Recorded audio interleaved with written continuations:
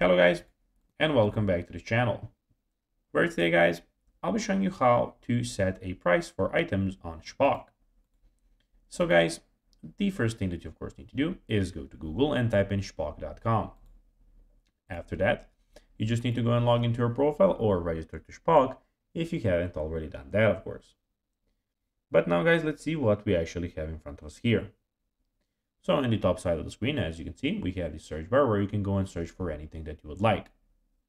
In the top right corner, we have the inbox, your profile where you can selling, buying, watch list, save searches, reviews, save locations, help center, settings, and the logout option. But now guys, let's see how you can actually go and set a price for items on Shpock.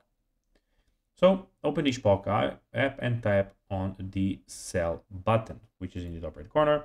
And you can just click on selling and you're in the selling, as you can see. Upload a clear photo of your item, enter the descriptive title and choose the appropriate category and describe your item in detail, including size, dimension, and condition.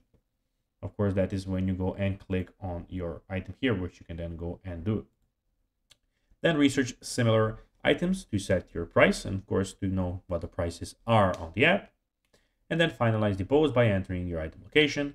Specify the item available for delivery, pickup, or both. Once everything is filled out, post your listing. So guys, that will be everything for this video. I hope that you found this video informative and entertaining, guys. If you did, don't forget to like this video, share it, subscribe to the channel, and put the notifications on, as guys, this really helps us grow our channel. So if you have a few seconds, it will be pretty cool if you could do this for us. So guys, as I told you, I hope that you enjoyed the video. And guys, as always, I'll be seeing you in the next video on this YouTube channel. Until then, as always, bye guys.